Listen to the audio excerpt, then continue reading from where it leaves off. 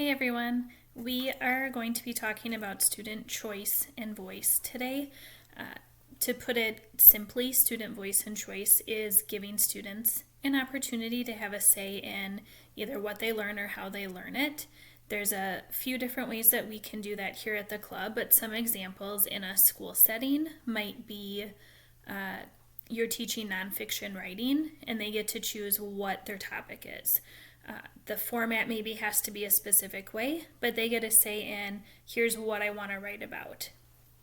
It creates a lot of buy-in for kids when we can give them some voice and choice. It makes them feel a little more in control of their learning and what's going on. So it's a really great strategy to use. Obviously, we can't use it all the time. This isn't a free-for-all. This isn't saying yes to everything that kids want to do. But I'll give you a few tips in how that can look here at the club. So first of all, our daily schedule has to be what it is. So there's not really a choice in we're going to do STEM today and we're going to do art tomorrow. The schedule is what it is. That's not something they have a say in. There's quite a few times throughout the week that I have students come join me in the Oasis room, and when I ask why they're there, they say, I just don't want to do what we're doing in class. And I get that to a point. You know, they've been in school all day and they maybe don't have a choice even of coming to the club, but they're looking for some fun and for some enjoyment after school and just not always having it feel like a school setting. So I understand where they're coming from. However, I have that conversation with them of, you don't get a say and a choice in everything. My room's not a place to hide out in. And if they're not coming to me, they're hiding out in other places, right? Or they're avoiding the work in other ways. One easy way to give them some voice and choice is allowing them to sit where they want or work with who they want. Obviously, if they are abusing that privilege, if they are not listening to directions, if they are messing around, not doing what's expected, that choice gets taken away from them. That's a natural consequence. And that consequences and things are something we're going to talk about in another video. But obviously, that's something that can be taken away from them if they're not using it appropriately. And it's a conversation you can have with them, even with kids as young as kindergarten, right? They understand, hey, I really want to work with my friend, but we're not doing what we're supposed to right now, so now we're getting split up. So make sure that you're holding them to those things when you're giving them that choice. Another way you can give some choice is areas where you see a lot of pushback from kids. Some of the grade levels, math hoops, for example, is a big thing where, we just don't want to do this. And as a whole class, they're really pushing back. I've seen a couple grade levels not really interested in art or some of the other activities that we do at the club. So math hoops, again, if it's possible, I don't know the program very well, but if you can allow them to choose who they're playing with, that adds a little bit of buy-in, right? Instead of forcing them with certain partners, that makes it really tricky. I know some grade levels have incorporated some movement as well, and so they have a choice or an opportunity to physically shoot basketballs too, and not just in the game. So if there's little things here and there like that where you can be a little bit flexible, allow them that option. If you notice though, they don't have the option of playing or not, that's not a choice that they have, and it's something that you can explain to them.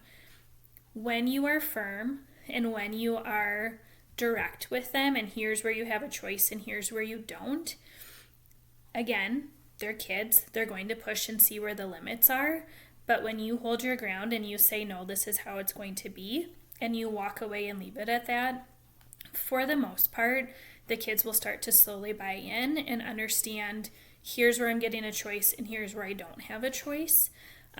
They might still complain a little and not enjoy all of the things, but they're not going to push back as hard when they see that you are also trying to give them choice where it's available. in the art room, it could be a choice on the type of art they're doing. So if you have this idea to do snowflakes for winter, for example, could they have a choice in using paint or markers or other materials to make those snowflakes, or does it have to be done a certain way? Something that I was always told as far as voice and choice goes, think about your purpose. If your purpose is just to create a snowflake because it's winter and we want to have some kind of winter-ish themed art, does it really matter the medium that they're using? On the flip side of that, if you are wanting to teach blending skills with paint and different things like that, okay, now you have the paint is something that you are teaching and wanting to use.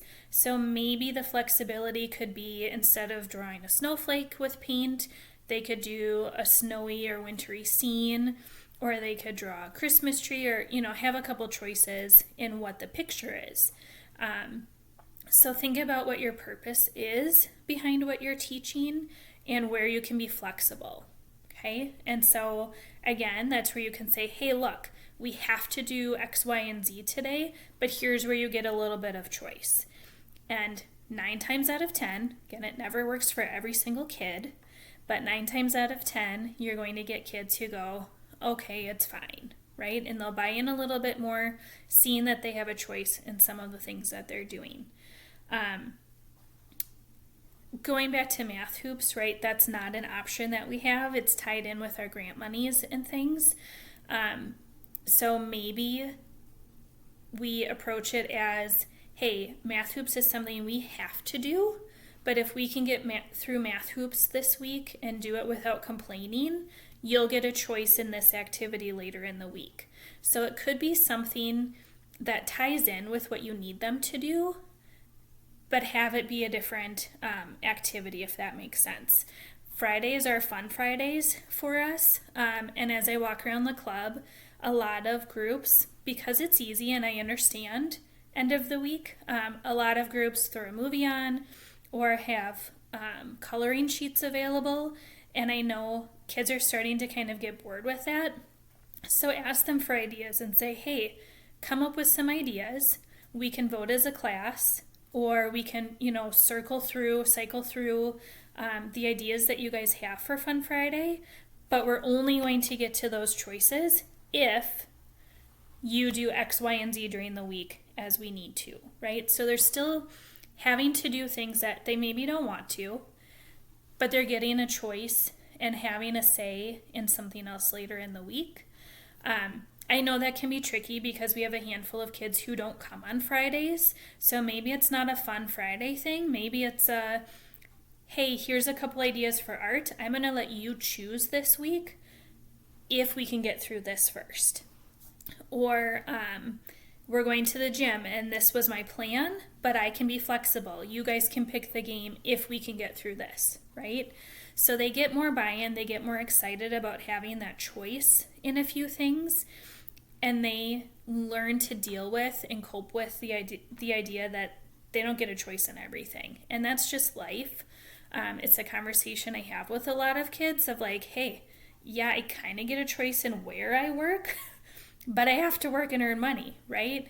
And so you can kind of have those conversations with them about your own personal experiences and get them to understand too, like, hey, I don't get a choice in these things, but here's how I can have choice and how I've learned to deal with that. And sometimes just being honest and talking to them like people is really helpful as well. Okay. The last thing I was going to say is tied in with this. Yes, it's okay to say no. It's okay for no to be a sentence and a final word. I have seen some kids sometimes during recess or other activities where they go, oh, well, this teacher lets us do this instead, as if they have a choice in what that looks like. And because you are you and wanting to do what's best for kids and be that good person for them, a lot of you are saying, okay, even when you kind of are knowing in your gut that this isn't the right thing. It's okay to tell them no. It's okay to say, hey, this staff member might allow it, but I'm the one here today and I am telling you no. And it's okay for them to hear that too. Things aren't going to be the same every single day. Certain staff members do things different ways, right? You have to learn to be flexible with that. It's the same conversation I had with kids with substitute teachers, right? When I'm not here, this substitute teacher might run things a little bit differently, or they might not use the same language that I do or redirect the same way that I do. That doesn't make it wrong necessarily. It just makes it different, and you have to follow the directions of the adult in charge. Ultimately, they're the ones there keeping you safe and keeping you on task. So if you are not wanting to let kids sit inside during recess or have some of those choices, don't let them twist your arm and say, well, this staff member lets me.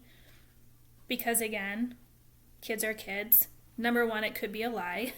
And number two, if you are telling them no, they need to learn. No means no. And they don't always get a choice in everything that's happening at the club. So don't hesitate. If you are saying no, if you are meaning no, don't let them talk you out of that, because they don't get a choice in everything. And it's something that they have to learn to deal with. They'll probably get mad. They'll probably push back a little bit and be a little cranky. But they will learn that you have boundaries set for them. They will learn that you have their best interests in mind. And they will start to push back less the more that you hold your ground and the more that you stay consistent for them. That doesn't mean you have to yell at them. That doesn't mean you have to be a really cranky teacher and forceful and like authoritarian towards them. It can be a very simple, well, that was maybe allowed yesterday, but I'm not allowing it today, and walk away, right? No means no, and it's okay to say no, even when we're trying to give kids a little more choice in how their day looks, okay? If you need suggestions on how to give your students some choice or how to say no to them when there isn't a choice, please let me know, and we can certainly work on your specific issue a little more closely. But I hope this helps moving forward. Have a great day.